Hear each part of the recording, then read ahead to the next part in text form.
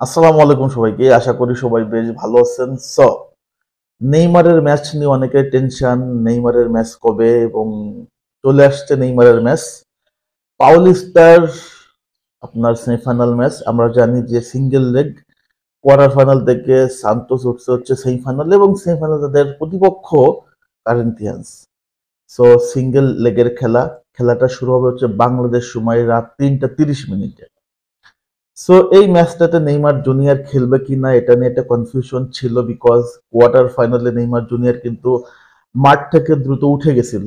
একটা মাত্র রিজন, সেটা হচ্ছে যে আহ, এই যে টানা 3 4 5 6টা ম্যাচ খেলছে, হঠাৎ করে আসলে বড় একটা ইনজুরি থেকে আসেই যে একদম পুরোদমে খেলাটা একটু টাফ হয়ে যাচ্ছিল, তার জন্য একটু ডিসকমফোর্ট ছিল। তো এই কারণে কিন্তু নেইমার জুনিয়র ওই ম্যাচ থেকে একটু উঠে যায় রেড বুলের সাথে মেবি।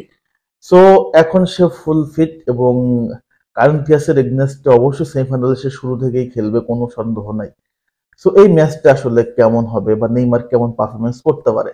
আমরা জানি নেইমার জুনিয়র আসার পর সান্তোসে নতুন ভাবে আসার পর সান্তোসের সাথে কারেন্থিয়াস একটা ম্যাচ খেলছে, বাট সেখানে কিন্তু সান্তোস 2-1 হারছিল, এবং সেই ম্যাচটা হারাইছে কিন্তু সান্তোসের বিপক্ষে 2টা গোল করছে উরি আলবার্তো, কারেন্থিয়ান্সের স্ট্রাইকার, যিনি কিনা ব্রাজিলের এই যে স্কোয়াড ঘোষণা করছে 50 জনের যে প্রাথমিক স্কোয়াড, সেখানে কিন্তু ছিল রক সলিড একটা স্ট্রাইকার। সো এই আপনার কারেন্থিয়াসের এগনেস্টে সান্তোসের পারফরমেন্সটা কেমন হতে পারে বা ম্যাচ জিতার সম্ভাবনা কতটুকু, এটা নিয়ে যদি একটু কথাবার্তা বলি, তাহলে আমরা দেখতে পারবো যে আপনার কারেন্থিয়াসের গোলকিপার যে পজিশনটা যথেষ্ট শক্তিশালী। হুগো সুজা, যিনি কিনা ব্রাজিলের প্রাথমিক স্কোয়াডে ছিল।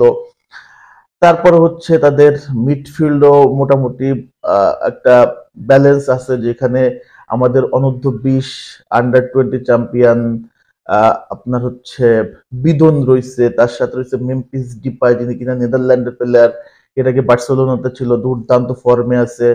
তারপর হচ্ছে আপনার আছে অ্যাঞ্জেল আছে, যিনি কিনা রাইট উইঙ্গে একদম সলিড পারফরমেন্স করতেছে।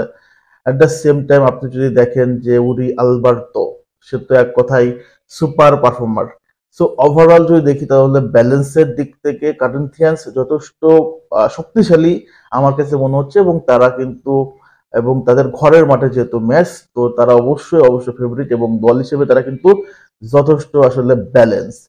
সন্তোষের দিকে যদি তাকাই তাহলে সন্তোষের অবস্থাটা অনেক বেশি ব্যালেন্স বলবো না, কারণ আহ, এই এই এই দলটা কিন্তু লাস্ট সিজন থেকে আপনার আবার নতুনভাবে প্রিমিয়ার লিগে আসলে উত্তীর্ণ হয়েছে ফার্স্ট ক্লাস থেকে, এবং এই টিমের সবচেয়ে বড় তারকা কিন্তু নেইমার জুনিয়র।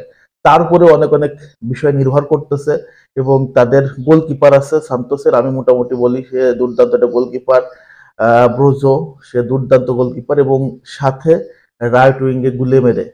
এই 3টা প্লেয়ারের উপরে কিন্তু বিশেষ করে সান্তোস তাকায় থাকবে, এবং সবচেয়ে বেশি ফোকাস যে নেইমার জুনিয়র আসলে ম্যাচটাতে কি করে।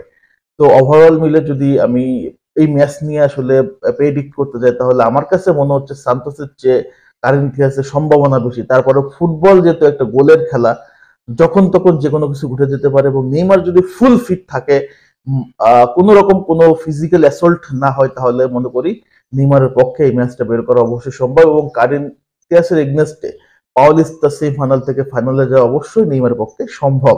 এবং আমরা চাই এই ম্যাচটাতে নেইমার গোল এবং অ্যাসিস্ট করুক, ভক্তদের মনে একটা অন্যরকম আনন্দ সৃষ্টি করুক। যারা যারা নেইমারের ম্যাচ দেখার জন্য ওয়েট করতেছেন, আর বেশি সময় না, বাংলাদেশ সময় রাত 3টা 30 মিনিটে সিএডির একটু আগে বা সিএডির মিড টাইমে আমরা কিন্তু খেলাটা দেখতে পারবো, এবং এই খেলার আগে আমরা অবশ্যই লাইভে থাকার চেষ্টা করব। যারা যারা লাইভে জয়েন হতে চান অবশ্যই জয়েন হতে পারেন। যারা যারা আমার ভিডিও দেখেন বাট এখনো সাবস্ক্রাইব করেন নাই, ইউটিউবে ফেসবুকে ফলো করেন নাই, চাইলে আপনারা ফলো করে দিতে পারেন। সবাইকে আবারও রমজানের মোবারকবাদ। ভালো থাকেন, সুস্থ থাকেন। আসসালামু আলাইকুম।